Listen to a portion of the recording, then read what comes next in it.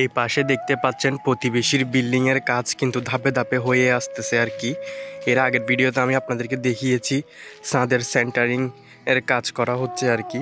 ছাদ ঢালাই দেওয়ার জন্য আপনার সেন্টারিং রেডি করা হচ্ছে। এখন দেখেন পুরো একটা ছাদের মতোই লাগতেছে, যদিও এখনো ছাদ ঢালাই দেওয়া হয়নি, জাস্ট ভীমের রিংটারগুলো মানে রড দিয়ে মাত্র বাঁধা হয়েছে আর কি। তারপর হচ্ছে ছাদের রড বাঁধা হবে, তারপর হচ্ছে আপনার ছাদ ঢালাই দিবে। সো হ্যালো এভরিওয়ান, আসসালামু আলাইকুম। কী অবস্থা আপনাদের সবার? আশা করি আপনারা সবাই ভালো আছেন। আমিও আল্লাহর রহমতে অনেক ভালো আছি। তো ভাবলাম এই বিষয়টা আপনাদের সাথে একটু শেয়ার করি। মানে ছোট্ট পরিসরে একটা বিল্ডিং আর কি, একেবারে ছোট একটি জায়গার মধ্যে ওরা বিল্ডিংটা গড়ে তুলতেছে আর কি। এই বিল্ডিংটা তুলতেও অনেক টাকা প্রায় চলে গেছে আর কি, অনেক টাকা কস্ট যাচ্ছে আর কি। কোনো মিস্ত্রি নাই, এখন হচ্ছে দুপুরবেলা, দুপুর 1:30 হয়েছে আর কি। এখন দুপুরের লাঞ্চে গেছে সবাই মিস্ত্রিরা। এই সকাল থেকে এখানে অনেক সাউন্ড, যেহেতু এখানে কাজ করতেছে সাউন্ড তো হবে, তাই না? তো এখানে দেখেন কতটা সুন্দর লাগতেছে। ছাদ হলে কিন্তু আরও সুন্দর লাগবে আর কি। এখন এই পরিমাণ সুন্দর লাগতেছে, এখন লাগতেছে যে এটা একটা ছাদ, কিন্তু এটা কিন্তু ছাদ না, এটা জাস্ট হচ্ছে টিন। দেখতে পাচ্ছেন এগুলো হচ্ছে টিন, প্লেন শিট আর কি। প্লেন শিট দিয়ে তারপর হচ্ছে এখানে উপরে রড বাঁধা হবে এরকম করে। এই রডগুলো যেগুলো উপরে দেখতেছেন এগুলো হচ্ছে এখানে ভীমের ভিতরে চলে যাবে।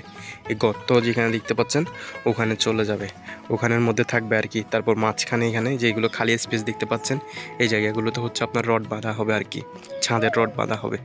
ছাদের রড তো মনে হয় একটু চিকন থাকে, ভীমের রড হচ্ছে একটু মোটা থাকে।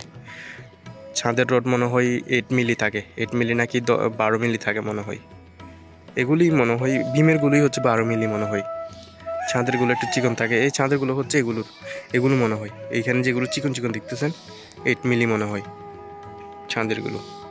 তো দেখতে পাচ্ছেন খুবই চমৎকার লাগতেছে, আমার থেকে নিজের থেকে খুবই ভালো লাগতেছে, যার কারণে ভাবলাম আপনাদের সাথে একটু শেয়ার করি আর কি।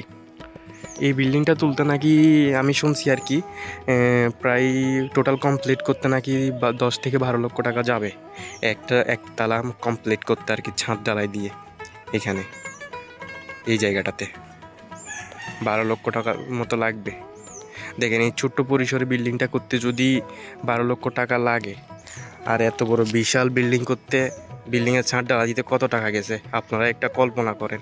এটা আমাদের একটা সাইডের, জাস্ট একটা কোণার একটা সাইডের অংশ আর কি, ছোট্ট।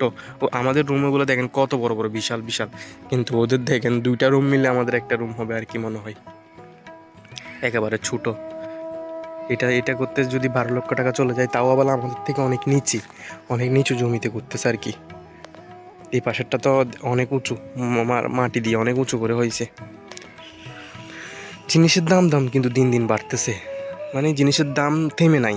রডের দাম কিন্তু আগে আর অনেক কম ছিল, এখন কিন্তু অনেক বাড়তেছে। মাঝখানে কিন্তু অনেক বেড়ে গেছে, এখন কিন্তু আবার একটু লো প্রাইসে চলে আসছে, একটু কমে আসছে।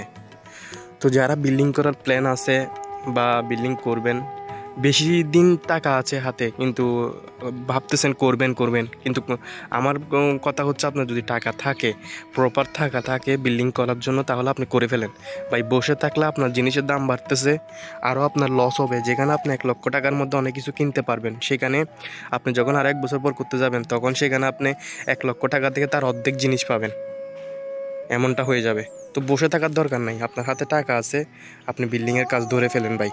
বসে কেন আছেন, কাজটা করে ফেলেন। আর যদি বিল্ডিং করার প্ল্যান না থাকে তাহলে হচ্ছে অন্য কথা, ঠিক আছে? তো যাই হোক, এই ভিডিওটা আপনাদের সাথে শেয়ার করলাম, কেমন লাগছে অবশ্যই বলবেন। আমি আরেকটা ভিডিও দিব যখন এখানে ছাদের রড বানবে আর কি, তখন আপনাদেরকে দেখাবো আরেকটা, ঠিক আছে? আর ঢালাইয়ের সময় যদি পারি তখন একটা দেখি ভিডিও দিব। আপনারা কমেন্টে বলবেন, আপনারা যদি কিছু জানার থাকে বা কোনো বিষয়ে জানার আগ্রহ থাকেন, আমি মিস্ত্রিদের থেকে জিজ্ঞেস করে আপনাদেরকে বলবো, ঠিক আছে? তো আজকের মতো ভিডিও এখানে শেষ করতেছি, দেখা হচ্ছে পরবর্তী কোনো ভিডিওতে। ততক্ষণ আপনারা সবাই ভালো থাকুন, সুস্থ থাকুন, আর নাহিদ চৌধুরীর পাশেই থাকুন। অ্যান্ড আল্লাহ হাফেজ, thanks for watching this video.